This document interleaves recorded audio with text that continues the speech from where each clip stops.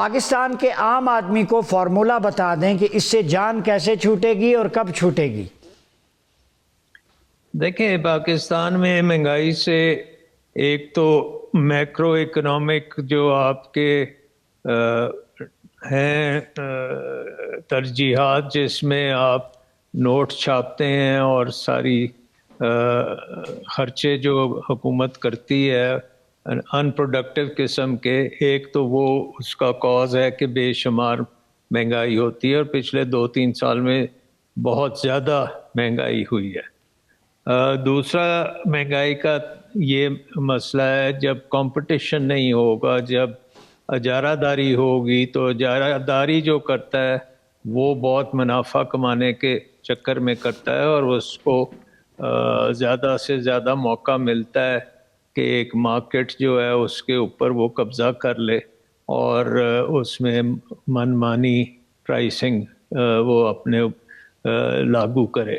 سو ان چیزوں کا جو ادراک ہے وہ ایک تو یہ ہے کہ آپ کی سپلائی چین میں کوئی رکاوٹ نہیں ہونی چاہیے، زیادہ سے زیادہ کمپٹیشن ہونا چاہیے، اجارہ داری بالکل نہیں ہونی چاہیے، ایک دکان کے سامنے دوسری دکان اور تیسری اور چوتھی وہ کمپیٹ کریں، اور جو صارف ہے وہ جا کے جہاں سے اس کو سب سے سستی چیز ملتی ہے تو وہاں سے وہ خرید و فروخت کر سکتے ہیں۔ اور اسلام میں تو بہت سٹریس کیا گیا ہے مارکیٹس کے اوپر کہ مارکیٹ کو چلانا اور مارکیٹ میں ایمانداری رکھنا اور اس کی ڈاکیومنٹیشن کرنا یہ ایک قسم کا بنیادی اصول ہے اسلامک اکنامکس کا۔ سو آئی تھنک کہ اس میں جو تمام اکنامک ایشوز ہیں ماڈرن دنیا کے، وہ سارے کے سارے اسی چیز میں پنہاں ہیں کہ آپ مارکیٹس کو قابو نہیں کسی کو کرنے دے سکتے، اور مارکیٹس کو اوپن اور فری انٹری، فری ایگزٹ اور مونوپلیز نہیں ہونی چاہیے جو یہ آپس میں مل کے کام کرتے ہیں، کارٹلائزیشن نہیں ہونی چاہیے، کیونکہ ہر چیز میں کوئی نہ کوئی بیٹھا بہت زیادہ پیسہ بنا رہا ہوتا ہے۔ ہماری اتنی بڑی زرعی اکانومی ہے تو کسان کو فیسیلیٹیٹ نہیں کرتے، وہ بد دل ہو جاتا ہے، وہ فصلیں پھر کاشت نہیں کرتا۔ تو یہ دو ریزن کیا آپ سمجھتے ہیں کہ اس میں بہت بنیادی فیکٹر کے طور پر سامنے آئی؟ آئی تھنک بنیادی فیکٹر جو ہے وہ پاکستان کا نظام ہے، اور پاکستان کا نظام جو دانیال نے بھی کہا کہ اس کے اوپر ایک بیوروکریسی جو ہے وہ اس نے اپنے پنجے پورے پاکستان کے اوپر گاڑے ہوئے ہیں، اور پاکستان میں ہر مارکیٹ، ہر ایکٹیویٹی، ہر پروڈکشن، ہر امپلائمنٹ جنریشن، ہر چیز میں اس نے اپنا ایک حصہ رکھا ہوا ہے، اور وہ اپنے اس کے مطابق چلتی ہے، اپنے سیلف انٹرسٹ میں چلتی ہے۔ اور یہ بات اب ہمارے جو تعاون کرتے ہیں، آئی ایم ایف نے بھی اپنی کرپشن ڈائگنوسٹک رپورٹ میں بھی خاصے طور پہ واضح کر دی ہے کہ نظام جو ہے وہ فیل ہو چکا ہے۔ اس سے پہلے ورلڈ بینک نے یہ کہہ چکے ہیں کہ 40% کے قریب غربت ہو گئی ہے، بچے سٹنٹڈ ہیں، بچوں کو خوراک نہیں ملتی، ان کو تعلیم نہیں ملتی، ان کے جوتے نہیں ہیں، ان کے کپڑے نہیں ہیں، انہوں نے کیا عید منانی ہے جن کو خوراک بھی نہیں مل سکی۔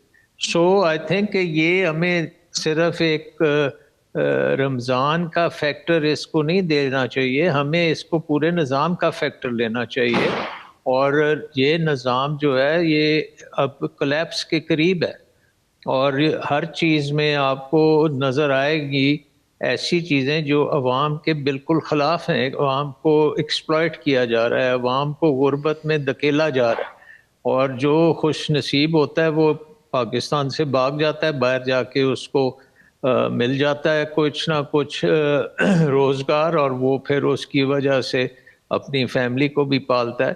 لیکن اوور آل نظام کو جب تک اب آپ نہیں ٹھیک کریں گے، اور یہ سب نے کہہ دیا، I M F, world bank, Asian development bank, میرا خیال اسلامک بینک کی بھی یہی ہے ریکمنڈیشن کہ اپنے آپ کو ٹھیک کریں، اور یہ نہیں تو آپ اسی طرح چلتے رہیں گے، قرضے لیتے رہیں گے، غریب کو غریب تر کرتے رہیں گے، اور ایک ٹولہ ہے اوپر بیٹھا جو امیر سے امیر تر ہوتا جائے گا، اور اس میں بہت بڑا ہاتھ جو ہے ایلیٹ میں وہ بیوروکریسی کا ہے. سو آئی تھنک کہ یہ پاکستانیوں کو اب سمجھ آ جانی چاہیے کہ آپ کو اب نظام چینج کرنا پڑے گا. یہ نہیں ہے کہ حکومت آپ کو رمضان پیکج دے اور آپ خوشی سے گھر بیٹھ جائیں کہ چلو جی بہت اچھی بات ہوئی ہے، اور رمضان پیکج پہ سیاستدانوں کی تصویریں ہوں گی اور وہ سمجھتے ہیں کہ ان کو ووٹ مل جائیں گے. لیکن یہ اب مسئلہ اس سے بہت آگے نکل چکا ہے، اور وہ مسئلہ اب آ گیا کہ نظام کو آپ کو ٹوٹلی ری ویمپ کرنا پڑے گا. جی ڈاکٹر صاحب یہ بھی ساتھ بتا دیں، ہمارے یہاں ہیلپ آؤٹ کا کانسیپٹ ہے کہ جی سبسڈی دے دیں، بینظیر انکم سپورٹ، مختلف امپاورمنٹ کرنی ہے. اسلامک اکنامک سسٹم بہترین ہے، ویسٹ کے لوگ اسے آئیڈیالائز کر رہے ہیں کہ اسی میں نجات ہے. تو امپاورمنٹ از امپورٹنٹ. یہ کیا یہ نظام امپاور کر سکتا ہے یا ہیلپ پہ ہی چلے گا؟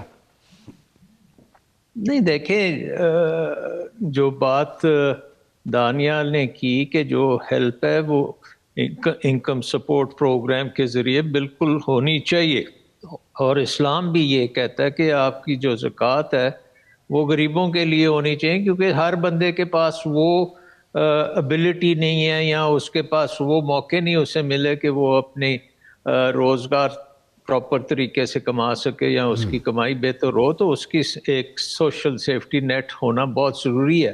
بٹ اس کا یہ مطلب نہیں ہے کہ آپ نیٹ دے دیں لیکن اوپر جو بھیڑیے بیٹھے ہیں ان کو آپ نہ ہٹائیں.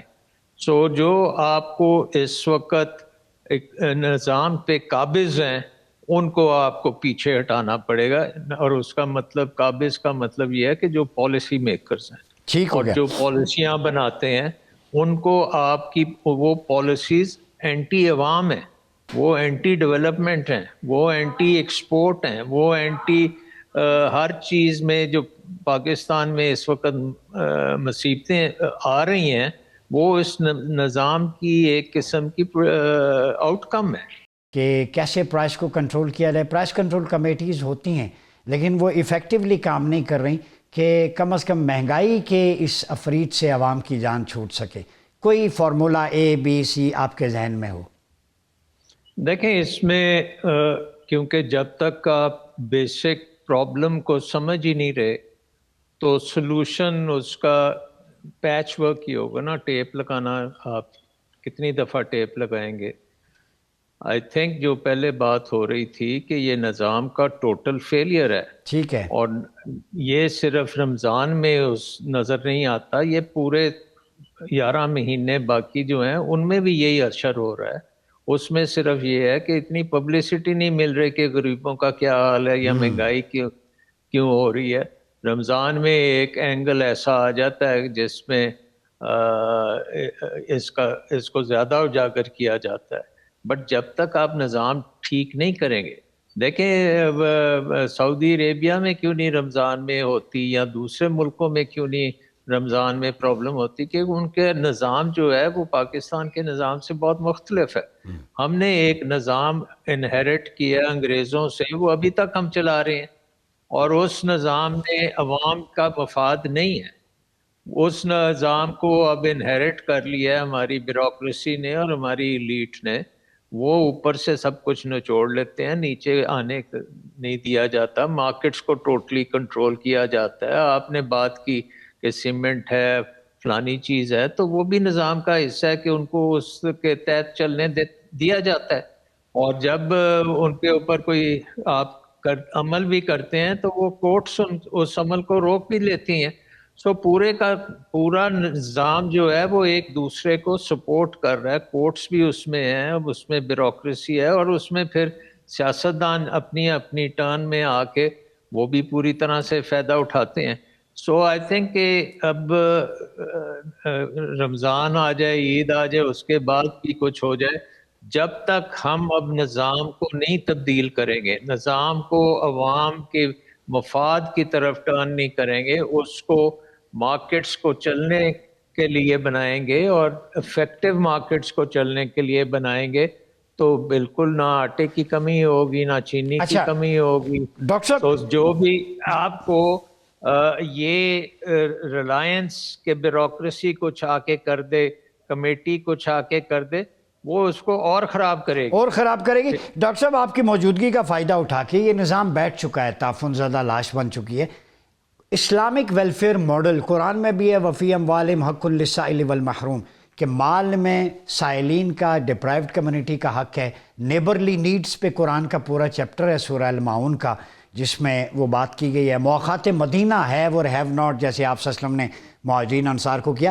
ویلفیئر سٹیٹ کا کانسیپٹ وہ ریاست طیبہ اور خلافہ ماڈل جو خلفائے راشدین نے کر کے دکھایا, زکوٰۃ لینے والا کوئی نہیں تھا, اس کی طرف ہم کیوں نہیں جاتے, کیوں گھبراتے ہیں؟ بالکل ہمیں جانا چاہیے, لیکن اس نظام کا مطلب یہ نہیں ہے کہ کوئی وہ حکم دیتے تھے کہ آٹے کی قیمت اتنی ہوگی اور چینی کی قیمت اتنی ہوگی. وہ ایسا کوئی کام نہیں کرتے تھے, بٹ وہ یہ ضرور دیکھتے تھے کہ کوئی جھوٹ نہیں بولے گا, وہ غلط تولے گا نہیں, کوئی غلط مال نہیں لے کے آئے گا. وہ اوپن مارکیٹس ہوں گی جہاں پہ خرید فروخت جو ہے اوپنلی ہو رہی ہوگی, بیچ میں حکومت کا کوئی ٹانگ نہیں ہوگی. تو یہ تو ہم نے ہر صدیوں جب سے اسلام میں آیا ہے اس کا نام ہی یہ ہے کہ اسلام نے اگر یہ پرائس کنٹرول کرنے ہوتے تو ایک حکم جاری ہو جاتا کہ آپ پرائس کنٹرول کریں, ٹھیک ہے, اور وہ ہو جاتا. لیکن اسلام نے ایسا حکم نہیں آیا.